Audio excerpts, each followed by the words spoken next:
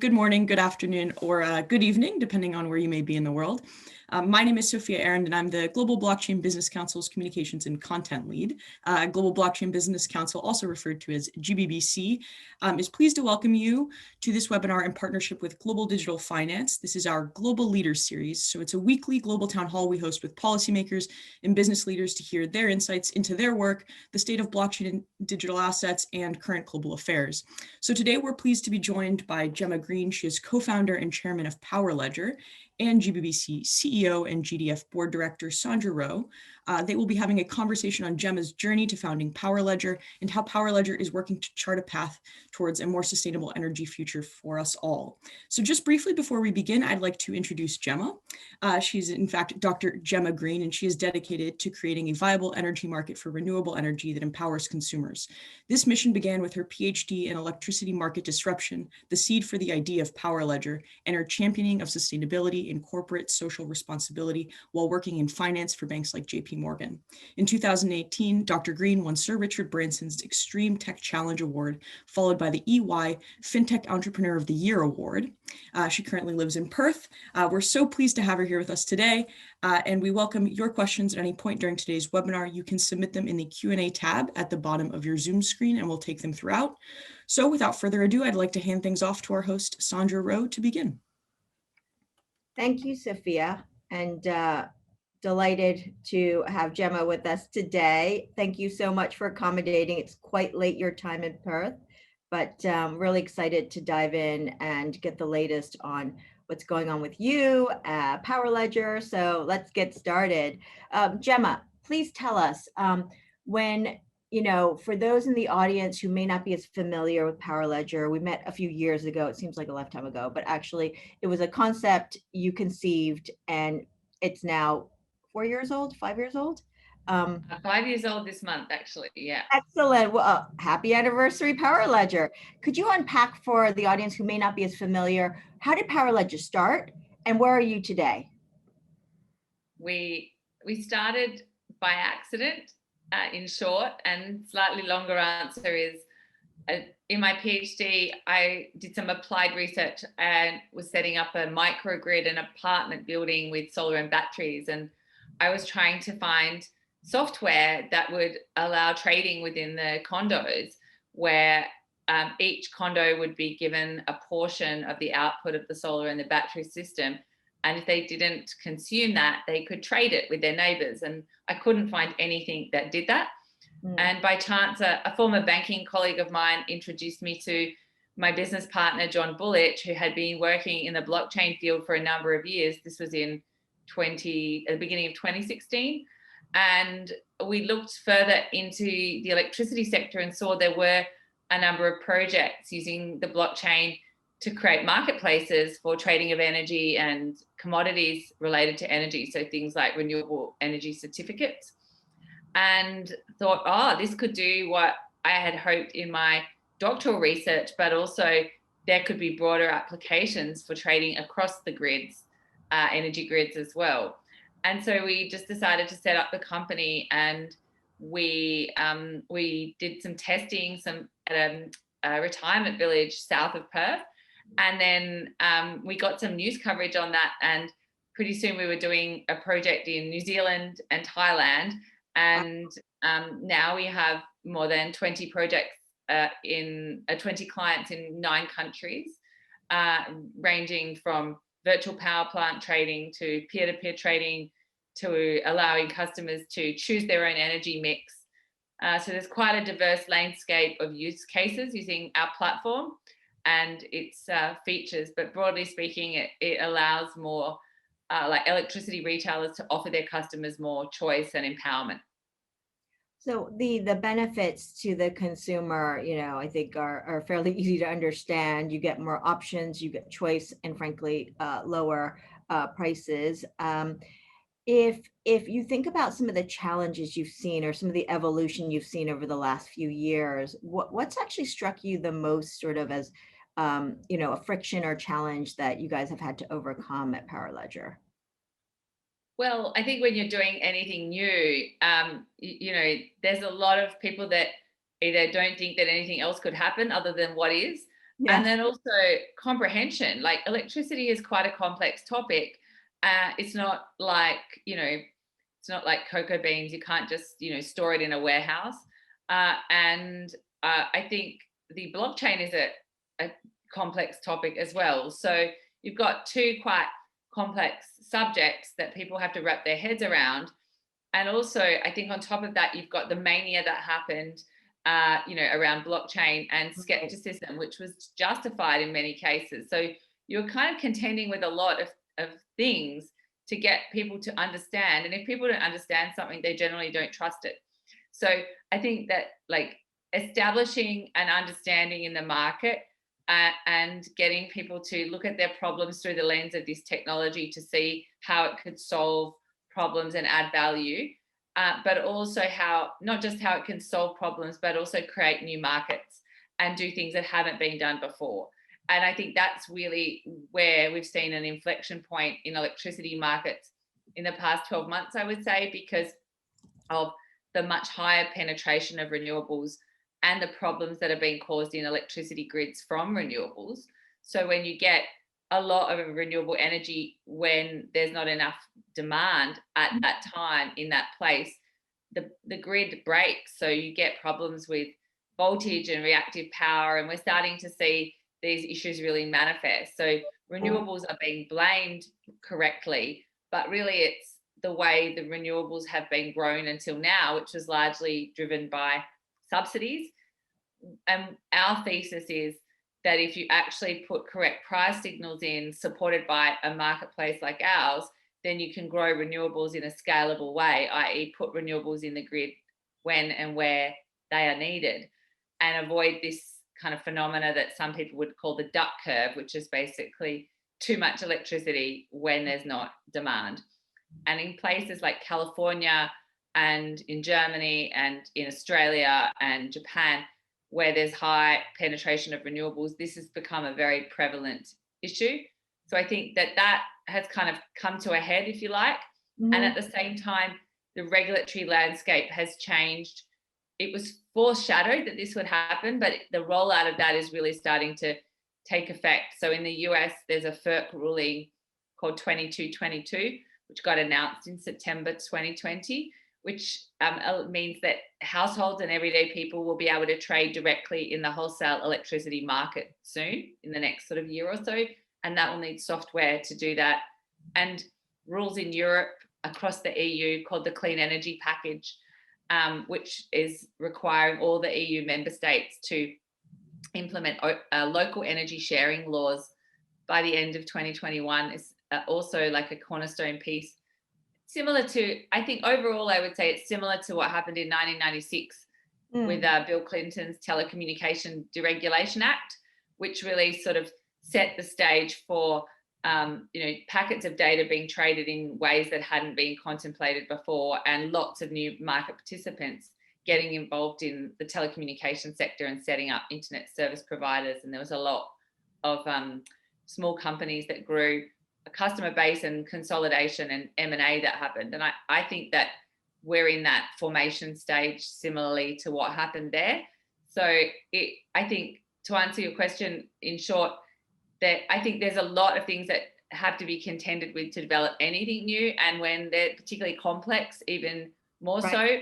And the electricity markets in different countries are all different. So it's not a one size fits all solution either. So as a follow-up to that, if I may ask, you mentioned a couple, regulations that have come out that should be favorable for both the consumer and anyone innovating. What regions would you say are you particularly bullish about? Is it EU and US or other? I think there are a number of places, and so you've got kind of the laws, and then you've got the regulation and rules that sit underneath it, and a lot of the detail around that is being worked out. Okay. But there's some surprises, I would say. So in India, in the state of Uttar Pradesh, which has 90 million people living in it, it's the largest and most populous region in India, they just changed their rules and said, we'd like to allow peer-to-peer trading facilitated by blockchain.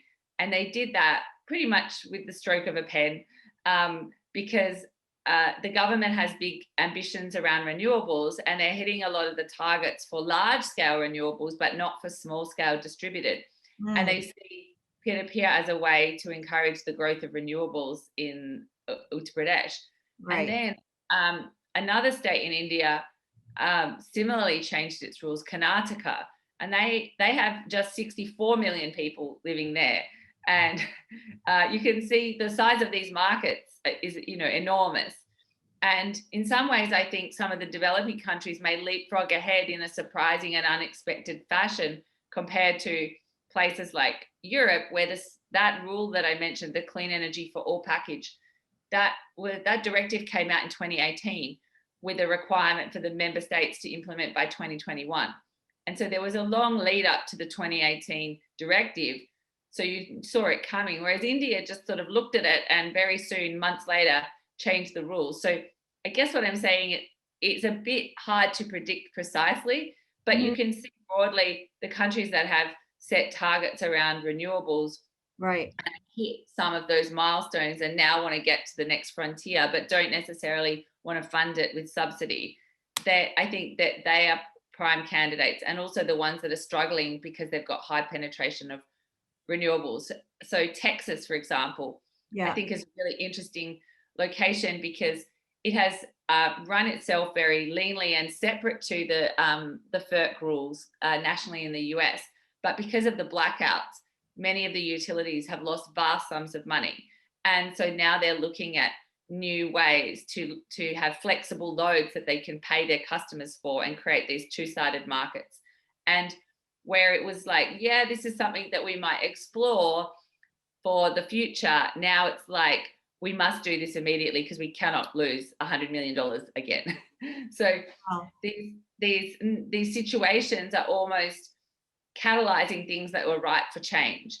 I guess in a similar way to what COVID has done in, fast forwarding remote learning. And I think that concerns around electricity grid stability and high costs and carbon emissions are kind of propelling certain places forward faster than others in sometimes expected and sometimes surprising ways.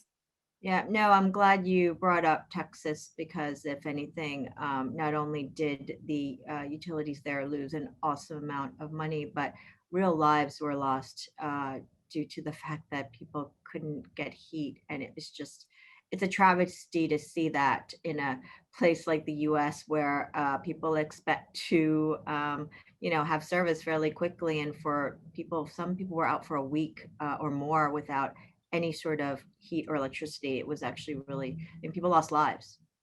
Yeah, and I think the most vulnerable people are the ones that can least afford the very high bills that came with those kinds of prices that were seen in the Texas market. So the liberalization of that market, like the prices were very low while everything is fine, but if you have a tail event, then with the lack of regulation in that market, I think, or the lack of parameters to deal with the resiliency issues, then the consumer bore the brunt of that. And yeah, I think there's growing recognition that is unacceptable, and that something has to be done to ensure that in an event like that happening again, the same impact won't be felt like in the electricity system and for the citizens. Absolutely. And, going back to India, you've got actually an audience question here about New Delhi. Do you have a project in New Delhi? Is that correct? Yes. We are working with Tata Power, doing a customer-facing peer-to-peer trial. They're signing up customers right now. It's very exciting because they're looking at, Tata has actually been like a real innovator of a company since its inception. Even though it's an Indian brand, it's really like got global recognition, and they're trying to understand like what is a customer-facing product for the future for them. In India, you can't actually sign up to get a renewable energy tariff. It doesn't exist right now. And so they're looking at how can they engage the customers and start to grow renewables and contribute towards the national targets as well. So we're really excited to be working with them in New Delhi on the peer-to-peer project, and there's information on the Power Ledger website about that as well. Well, EK, as the moniker showed, you can go check out Powerledger's website for any data and updates. That's great. Um, I wanted to actually talk a little bit about some of the other projects you've got going on. I mean, you have projects all over the world at this point, but some of your earliest projects, like the ones in Thailand and particularly in Australia, um, how do you see the evolution with respect to each markets are unique? They have their own standards, they have their own regulation. Do you think that remains? Do you want to see more globalized standards and metrics, or do you feel like you can still operate and innovate in a world where every country's got its own sort of set of rules and you've got to kind of navigate that? I think as you start to look at new energy markets with like digital platforms, APIs are, the way that these systems talk to each other, and like smart meters and the metering standards and the data around that. I mean, I think that I don't think we need to standardize the electricity markets personally. I don't, we're not thinking, oh, if only they're all the same, our business would be easier. I don't think that is important to us. And I think there is so much going on that in energy that is context specific. Right. So I think that you really do have to have something that is fit for purpose. So I think it does need to be bespoke. That said, there are many things about electricity markets which are inefficient, that have legacy things in them, that for which there's inertia, I mean, metaphorically speaking, to change things. And you can see that with any new innovation that is disrupting legacy technologies, where there is a resistance to that. And I think it's most visibly seen in Australia, interestingly, with the change of so many prime ministers over energy policy here. We've had like 5 or 6 prime ministers with different positions on that topic. But I think that the polarization of the conversation around energy is something that is quite unhelpful. And, on the one hand, you have like climate activists that are saying, things like, the planet is burning and it really doesn't matter what the price of electricity is. We have to, get to 100% renewables immediately. And even if we have blackouts and the cost of energy triples, that so be it. And then on the other end of that polarized spectrum, you have people that go, well, actually, I don't believe in climate change, or I really don't want blackouts, and I can't afford 300% more electricity because I'm a pensioner, or actually my business won't survive if I have to pay that much because electricity is a big input cost. Sure. And I think that they are, very valid concerns. So what our view is, and my view, Powerledger's view and my view, is that we see our technology as a bit of a missing piece of the jigsaw puzzle to help drive renewables, but without the issues that can be caused by renewables in the grid. Yep. Typically where they're basically grown by subsidy, which is a very blunt price signal to put energy anywhere at any time. And it's okay if it's just 1 or 2% in the system, but once you start to get to 10 or 20%, that's where you start to get the issues that places like California are experiencing, and Germany as well, because they have the highest penetration of renewables in the world, but the highest cost of electricity in the world. And like McKinsey put a report out on Germany and said that they're actually failing across all 3 metrics of stability, carbon emissions, and cost. Because of the way in which they've gone about growing renewables. So our thesis is that if you actually put price signals for where energy is needed, when it's needed, using technology like the blockchain that can do complex things at scale efficiently, then a lot of the value for households and businesses that will be transacting in this environment can be preserved for them, those who've invested in assets.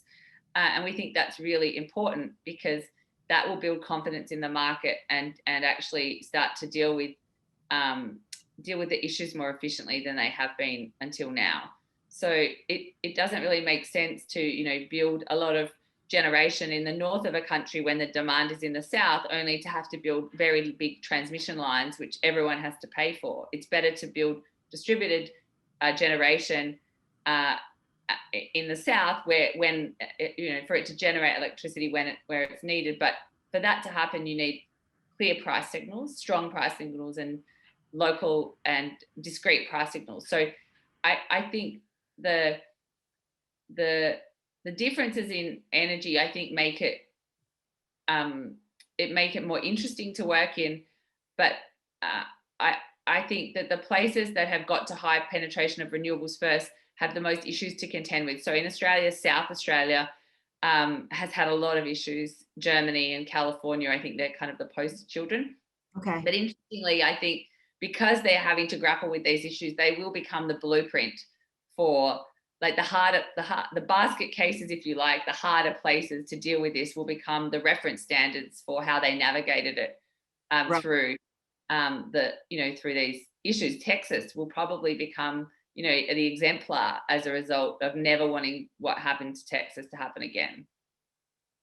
Yeah, no, being a leader or the first out the gate in any category often comes with lots of pains and challenges. So if they work it out, then you're right, they'll be the leaders to emulate in that space. Yeah. When you think about, and there's a few questions here on residential solar, companies offer power purchase agreements for residential solar. Is it something you see changing? How do you see the solar space, if you can comment at all? Well, I mean, looking at the incumbent players and their, and the potential for their market share or their profit margins to be eroded, they can either fight that and resist the change and try and encourage taxes on renewables or, increase grid charges for renewables, or they can start to innovate and try and participate in the market. And PPAs are a way that electricity retailers are starting to sell their customers renewables, but over a 10-year period, where the output of a solar system or a battery system is supplied to the house under a feed-in tariff type, or a micro PPA, I would call it. And I think that is a way that electricity retailers can get new customers and also keep them as well. Because if you've signed on to a 10-year contract, you're with that retailer for that period of time. Whereas if you weren't, you might move retailers every couple of years, depending on the offer. So I think retailers are cottoning on to the fact that that's a market opportunity for them. And we've actually done a project in Australia called Loyalty Peer-to-Peer Trading with a beer manufacturer called VB. And they're one of the oldest beer manufacturers here. And they made a commitment in 2018 to go 100% renewables by 2025. And part of the way that they're looking to do that is to buy rooftop solar from households using our platform and pay them in beer delivered to their house. Wow. And it's effectively a micro PPA. So instead of the brewery just buying it from a solar farm via a PPA, they're buying it from, in a distributed sense, from lots of small solar systems from households, and paying them in product. And I think we're really excited about this peer-to-peer platform feature, because many companies have made public commitments around their intention to procure renewable energy, and particularly those consumer brands, consumer goods and services, so food and beverages, supermarkets, hotels, telecommunications. Many of those can now use solar as a form of currency and buy the energy from their customers, engage with their customers in a new way, and pay them in store product or vouchers. So I think we started off with beer, but in the future it could be other goods and services, and we've already got a lot of interest from other companies that want to do the same. So I think we're moving from a centralized paradigm of large-scale PPAs to a distributed paradigm of decentralized PPAs. Yeah, which actually reminds me, there have been a lot of recent announcements, whether it's in the US, New York City, New York State has made announcements about, and many companies have made announcements how they're going carbon neutral by X date, right? But that also includes then massive efforts to get to that place in such a short period of time. And there's still laws, and there's a question here about the fact that there's still laws on the books that don't allow for P2P trading, or for consumers to get involved in helping, right? So in many ways, there's a policy piece, and then there's obviously the technical piece, which Power Ledger has largely solved for. How do you work or engage with the policy side? Do you tend to, as Power Ledger, go into areas where the laws have already changed? Or are you also working in areas where you're having discussions as legislations kind of and policies kind of catching up? Yeah, there's a few bits to that question. So let me try and unpack it. In terms of the US, the FERC 2222 rule change, basically every state in the US except Texas, which is not part of the federal energy regulation, will be allowing everyday households and businesses to trade directly in the wholesale electricity market. So that is going to open up the potential for trading peer-to-peer and virtual power plants and things like that. So I think that is happening, the changing in the US context. In other places, you mentioned the Thailand project, the T77 project in Bangkok, that is it's about 700 kilowatts across 6 commercial buildings. That's actually growing by another like 0.5 megawatt with the 077 precinct being onboarded right now. But that project was really important in Asia to get people to understand what a project might look like in their region. And I mentioned that, your question at the beginning is, how is it, doing this innovation? And it's hard if people haven't seen it or experienced it. It's hard for them to imagine. So even like if it's in their region, it's more valuable to their understanding and conception of what they might do. So I think that project was really important to the projects that emerged in India that I mentioned in Uttar Pradesh and with Tata Power, and also the project that we did in Malaysia. And I think that the thinking around it, so I would say that these trials have opened up the conversations for what places like Uttar Pradesh might do and actually catalyze the rule changes that I mentioned before. Right. So I wouldn't say all of our projects are leading to the regulatory change around the world. I think there's a general trend, but I think that these demonstration projects are really an important piece in actually people understanding how they might productize something for their market with this kind of technology. Absolutely. I think we underestimate sometimes how much people need to see something or see it working, even in small scale, to really kind of get it. Yes. If conceptually it sounds right. Yes. Appreciate that very much. So when you think about Power Ledger's mission over the next year or so, and the way you see the projects that you're working on rolling out, but also new projects that you're looking at, what are some of the criteria that you look for? I mean, what are your goals for 2021 and beyond?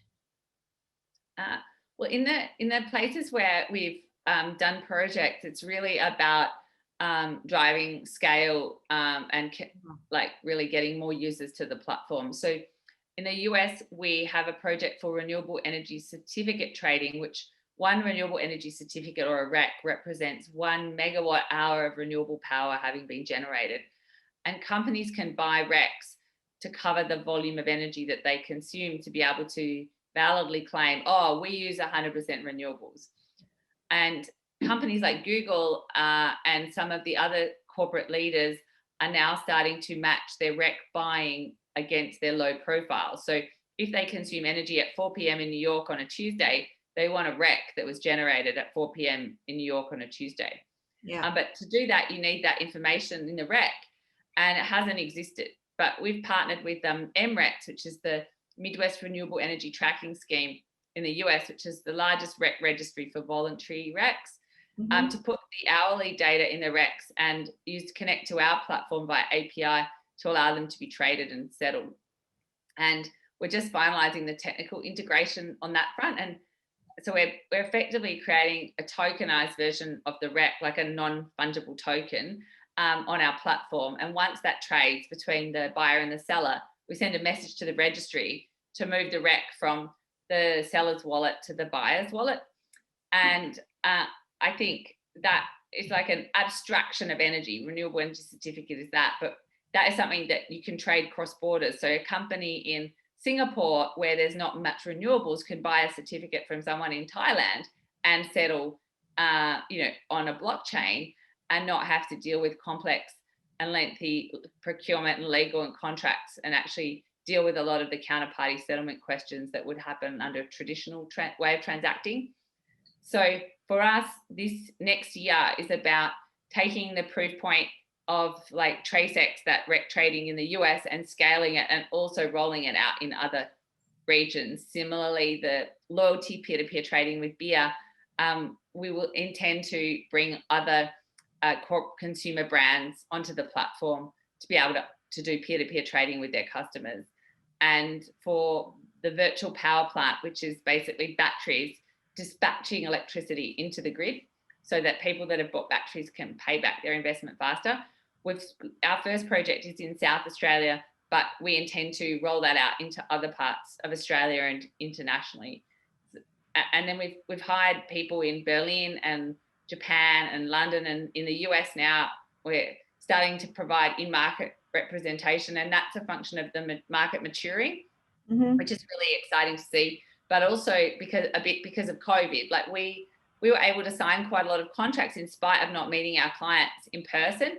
But right. Sometimes they were like, oh, actually, we're going to choose somebody who's like down the road or in our market. And so we realized that was something that was important as well to grow the company and the platform and achieve our mission around impacting the lives of 1 billion people. So, and I'd say the other piece is around partnership for inorganic growth. So we're looking at partnership opportunities where other companies' sales channels can be used to sell our platform and achieve scale in markets that we're not in or faster. Well, actually, that leads to Dugu's question. I hope I pronounced your name correctly. Are you cooperating with energy cooperatives in any country? And if you are, in what way in terms of partnership?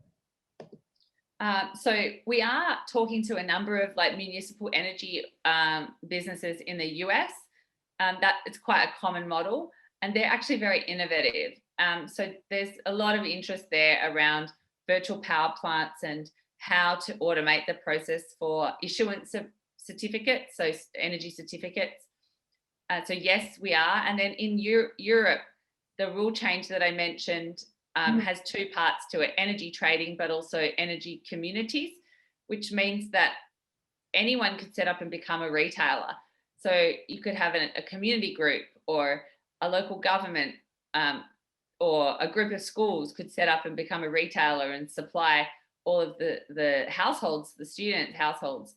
So I think that type of way of distributing energy is going to actually grow in interest. I think it used to be how energy was handled before national grids emerged, but I think now, in spite of grids being national and cross country, we're looking at how do we manage the energy systems more locally. Yeah, excellent point. Going from national to more localized, smaller systems.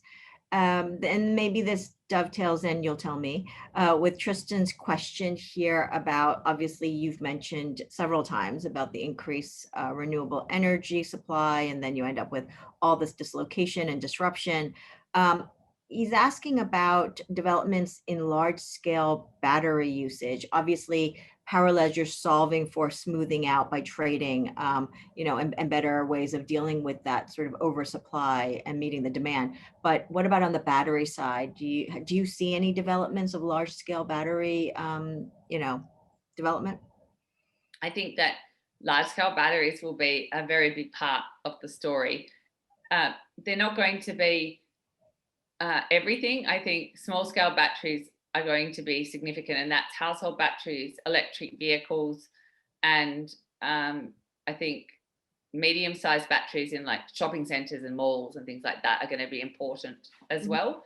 But Val Clav-Smil wrote a report with JP Morgan called Stargazing, and he said that he made his 10 commandments of energy, and one of the things he said was, thou shall not overestimate the impact that storage will have, because at the moment, for example, in the US, there's only 1% of energy is stored. It's very small.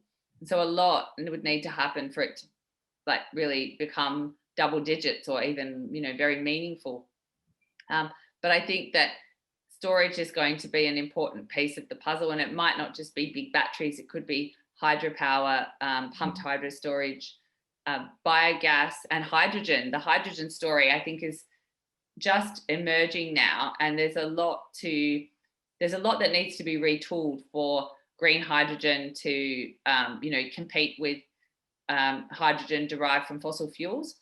But as the price of electricity comes down, even from renewables even more, and the demand for that becomes more of a priority, I think that hydrogen is going to become a green hydrogen, and the certification of hydrogen and the provenance of that hydrogen is going to be very important, and you're going to need to track it.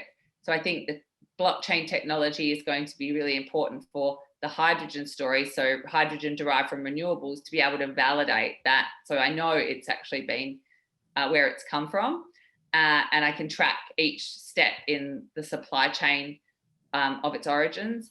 I think that's going to be very important as well. And we're actually working on a project in that regard in North America. So I think we'll start to see a lot more happening in the green hydrogen space, and the blockchain linked to it as well. Watch out for that. I want to go back to the example that you gave around REX and tokenization of REX as unique, non-fungible tokenization effectively, which, NFTs have gotten a lot of limelight because of, the artist community. And I think that's really great. I think what most people have not realized is obviously the benefits of tokenization to the energy markets and what that can look like. And you just gave us a great example of what that could do, trading across borders, provenance verified, have confidence in the fact that you're actually trading something that has, validation and, frankly, it's been confirmed and therefore secure to trade. So when you look at tokenization, can you talk a little bit about, you have power tokens, you've gone on a tokenization journey as a company, but also you're seeing tokenization being utilized in different ways in the energy space. So really appreciate that. Yeah, absolutely. Thanks for asking that question. So in terms of Power Ledger and our platform, we have a token that we created called the Power Token, POWR, and that is actually what our clients can pay for their software license in. So they can pay for accessing our platform with the Power Token. They can also pay in cash. But if they pay in cash, like a typical software license, they pay and they never get it back. And if they pay in the Power Token, what we do is we escrow that power while they're using the platform. And if they stop using the platform, they can receive the power back. And so they're relatively more incentivized to pay in power than they are in cash, because they can benefit from the utilization of the Power Ledger network. And we created 1 billion units of power in 2017, and there's about half of them in circulation and half of them sit in the Power Ledger treasury. And we, with our projects, have been validating the different use cases for the Power Token and like doing product market fit for power and the use of it as a licensing fee, but also how it can be utilized for our blockchain as well. So the Power Token is an ERC20 token on the Ethereum blockchain, but we also have a proprietary in-house blockchain for the trading of electricity. And we have a cryptographic token for recording the units of energy that are traded called Sparks. And that's just sits in the background like an account record keeping system. Okay. But we're also developing a new version of that blockchain, and we'll be launching details of that like in a few weeks actually. So we're really excited about it. Fantastic. Yeah. And we'll be publishing a report on that with the Global Blockchain Business Council very shortly. But I think suffice to say, what we've been doing over the past 5 years is understanding exactly all the different use cases for energy, blockchain, environmental commodity trading using blockchain, and have designed the blockchain that we think is very fit for purpose. So, you know, it has super fast block time for writing lots of small transactions at scale.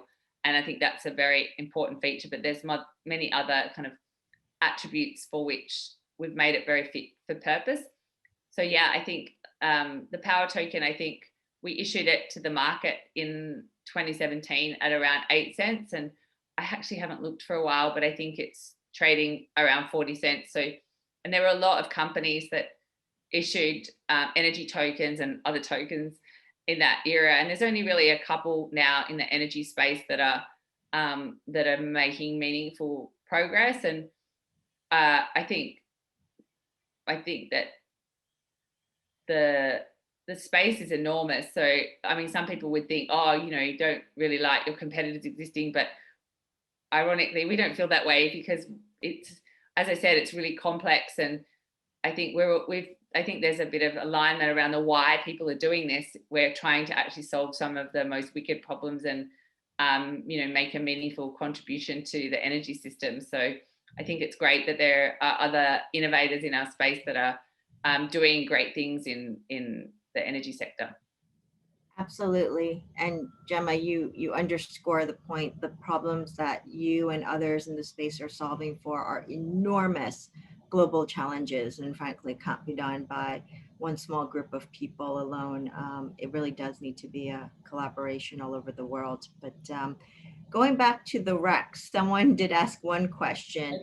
Yeah. Did you see that? Do we need to standardize the way we define RECs globally so that there's no double spend or RECs that aren't really RECs? And I've heard that too in other categories of things that are not really carbon credits or things that are not really what they say they are. Yeah, I mean, there have been examples of like companies that have issued like 30% more shares than actually existed.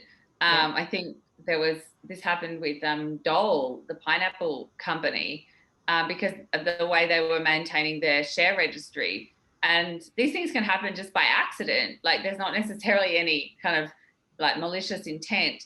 But in the case of renewable energy certificates and carbon credits, like there are concerns around double counting, right, where if it's on a paper certificate, conceivably two people could possess that and think that they both own that. Whereas on a blockchain, that's actually impossible. Equally, a certificate could have been retired, but that if it's on a paper certificate, it could be sold when it doesn't exist anymore because it's been retired. Whereas on a blockchain, that is also not possible. Yeah, absolutely. Yeah, more could be issued than actually is possible. So like a 100 megawatt solar farm could only create a certain amount of RECs, but if it on a blockchain, you could easily validate that in terms of any hourly interval, how many were issued and whether they've been retired and who owns them. Whereas paper certificates, again, you don't have that. So it could be there more that are issued than is possible. So you've got things that are retired, double counting of a REC, and also more than actually could be possibly in existence. So the number of these issues. And then the other piece is that there's non-standard ways for them to be traded. So a lot of time is spent negotiating the contracts around carbon credits and renewable energy certificates. And we see like a standardized contract is a really important piece in actually expediting the trading process. But in terms of renewable energy certificates, if you don't trust the certificate that you've bought, if you don't believe that it's real, you're not going to pay very much money for it. So trust and confidence in it is vital to it having value and maintaining its value. And I think that's, you know, we talk about the blockchain and trust, but it's really important in energy particularly because companies make claims about their renewableness, their greenness based on that buying these products. And if they're then seen to be a sham or, not authentic, that can really affect a company's credibility and its license to operate. And we've seen lots, what happens with scandals where, things are not as they seem, and that can really impact the future and trajectory of a company. And, sustainability leadership is seen as really important part of the brand for companies. So I think that having certificates that can be relied upon is really important. Actually, I think I saw Disney and JP Morgan last week in the news bought certificates that didn't exist. So, it's not like an abstract idea. This is something that is a real live issue that is affecting the industry. And I think that as we move from paper-based systems into not just digital, but systems that could be underpinned by technology like the blockchain, I think that's going to be really important to build confidence in those markets and have people go, oh, will I buy a carbon credit? I don't even know if it really happens, so I won't bother, versus, oh no, I know that really happens. I will purchase that because, I know that that is a valid thing. Yeah. So, and then the other thing I'd say is on the blockchain piece, we get asked about like all the time, like, can you do it without a blockchain? Why can't we just do it with a database? And I actually really like this question, even though we get asked it a lot. Yeah. But I feel like, we published a report with the Global Blockchain Business Council, like profiling this, but there was a time where, companies just put the word blockchain in their name and their stock price went up like 300% or more. And there was a lot of mania associated with that. And blockchain is kind of put at the front of the conversation, but I think it almost needs to be put in its rightful place. It's like barcodes in a supermarket. Like, would you go to the supermarket because I'm going to this supermarket because they've got barcodes. Right. Like you wouldn't do that. But you go to that supermarket because there's a certain experience that happens, which is there's stock there because they've got good stock control because of the barcodes. And when you go to pay, it's more seamless and efficient. Yeah. So it changes the experience. It's not like you can still go to your local corner store where they maybe don't have barcodes, but it makes things more efficient, but it sits in the background. Yeah. And I think that is like a good way of describing it in the case of electricity markets. It's more reliable, you can trust it, and that's really important for doing more complex things where people are buying like a certificate to be able to make a claim about renewableness. You want to know you can trust that. And as the market, like FERC rule gets rolled out and these more complex trades happen where batteries and citizens will be trading with the market and each other, you want to be able to trust that record keeping system, and you don't want to have to pay a lot for the record keeping system. And I think with very complex things at scale, I think the blockchain can be very efficient as a technology. And so I think that those are, and the work that the Global Blockchain Business Council, I think, is really important in like putting blockchain in its rightful place, I would say. Yes, let's solve real problems. And if it happens where a blockchain system is useful, and in some cases there are, then absolutely. Let's advocate for that. But otherwise, you're absolutely correct. We need to solve for real problems. You've got a couple more questions, if it's okay. Would you mind taking them, Jemma? We'll take another minute or two before we wrap up. Yeah. Oh, wonderful. There is a follow-up question related to smart meters. And we didn't talk a lot about IoT, but actually smart devices are actually integral to a lot of the work that you're doing. How do you see smart contracts? And this is from Tristan, integrate smart meters with automatically creating certificates as NFTs? Do you see that one day? Maybe that could be something that like the device issues because it's been programmed to do so? Yeah, I mean, I think in this new conception of a grid, I think devices are no longer dumb, and they have several attributes and enough intelligence to make some of their own decisions. So they will have a device identifier, they'll have a geolocation, they'll have a blockchain ID, then they'll have a bid and offer based on the need state. And then on top of this layer is the market, that allows for rapid real-time transactions between ordinary household devices. And I think there'll be an optimization piece around that as well. So you'll have AI and machine learning, which is going to optimize for certain outcomes and then co-optimize. So I think that the devices are going to become market participants as well as the citizens. Yeah, and I'm going to underscore what you've already said, which I think the concept of NFTs have just started scratching the surface around tokenized non-fungible assets in not only energy markets, commodities markets, but financial services. There's a lot more to go. Yeah, I mean, it's seen daylight in the mainstream because of art and people understanding, oh, like holograms is how I used to do that, but now I can, like, if I'm an artist, I can create and sell these things and monetize income streams, to the extent things are repurposed and reused. So, but I think that there's so many more applications, as you say, and energy markets, commodities, and financial services are like really key areas where I think we're going to see a lot more happening in the non-fungible token space. Absolutely. And then we're going to take one more final question from the audience, and then I'll let you wrap up after that. Johnny's asking about the FERC order you've mentioned. How do you think it affects the wholesale markets? Because we've talked about sort of at the consumer level, wow, you might actually be able to do P2P trading, which is kind of cool because I'd like to do that in New York City. Can't wait for that to come. But how do you see the wholesale markets being impacted? Well, if there is more supply, then that should actually drive down prices. So if there are micro price signals and discrete price signals and the ability for smaller players to participate in the wholesale market, I think that's going to offer a whole lot more supply, which should actually create a more efficient market, I would say, overall.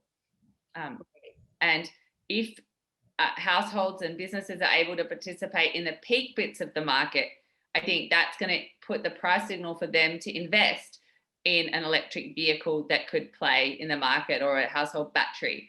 And so that price signal for the peak opportunities is going to be really important to encourage the investment in distributed energy resources, so solar systems and battery systems and EVs. So implications beyond just consumers trading and being able to have a direct ability to participate in how energy is used and bought and sold. For a last question, I want to turn it slightly to a different context. A lot of entrepreneurs around the world have obviously gone through 2020. You are a entrepreneur yourself. What advice do you have for those who are innovating in spaces as challenging as yours, where it's highly regulated, there's a lot of different red tape, you're trying to move the dial in, an industry that's frankly very entrenched in specific ways of doing things? What advice do you have for those who are entrepreneurs, young and old, innovating? Well, pick a topic that you're particularly curious about, passionate about, and excited about, because being an entrepreneur is a lot of work, and you want to have a topic that makes your heart sing, because you're going to have to work very hard. I would say that's one. The second thing is that things don't happen in the way that you would predict a lot of the time. But as an entrepreneur, what you're really doing is you're making a lot of decisions every day, and some of them work and some of them don't. But as long as overall you're making more good ones than bad ones, then you're going to grow. And so you think it's just about like making perfect decisions, but actually it's about making good and bad ones, but calibrating that information. So in our case, we're thinking about how do we refine our strategy with that feedback loop, and how do we target the places where we think the market's going to, move the fastest first. That's the other thing. I think you have to have a mindset of that. I mean, it sounds cliched, but that fail fast and be, and accept that that's part of it. And the other thing is there's a graph that I refer to quite a bit, which is called like Life in the Day of an Entrepreneur. I don't know if you've seen it. No. It's very funny, but it basically is a graph that goes zigzag, zigzag like this. And it goes, it's awesome, it's terrible, it's great, it's terrible. And I think that's characteristic. Like, it's a very intense experience. It builds a lot of resilience. But I think that if you recognize that that is what it is like dealing with uncertainty and also maintaining your belief in what you're doing in spite of what anyone else might say. Yeah. And you don't want to drink Kool-Aid and be like delusional, but you also want to go, well, I actually have an insight because I'm spending a lot of my time on this. So I know something about this topic, and really backing yourself. So I think that that is something that you're going to need to do. If you like will lose your motivation because some people gave you a different opinion to what you're working on, then I think you're not going to stay an entrepreneur for very long. So I think you've got to have some pretty well-formed beliefs in what you're doing and also beliefs in yourself. Yep, absolutely. Words of wisdom. And thank you so much for joining us so late in the evening. You've got a lot of thank yous here from folks who are very appreciative of your time. There's a question here that we're going to send to you privately, Jemma, that hopefully Gian, she will be able to answer, or the Power Ledger team will be able to answer. But thank you all so much for joining us. By the way, one last one. Is Power Ledger hiring? Can people go to the website to see if their job? We are hiring. We are. We're currently looking for product owners and developers and blockchain developers. I'm on LinkedIn. Get in touch. Would love to chat. Wonderful. Well, thank you so much, Jemma. And we're going to hand back over to Sophia. Thanks so much, Sandra and Jemma, for an excellent conversation, and to all of you who joined for your insightful questions. The GBBC and GDF host this webinar weekly, so you can join us next Tuesday at the same time for a conversation with Sherry Madera, Chief Industry and Government Affairs Officer at the London Stock Exchange Group. And for everyone who dialed in, we'll share a recording of this webinar and links to learn more about Power Ledger, including the reports mentioned and their job openings. So thank you so much, Jemma, for joining us, and thank you, Sandra. Till soon.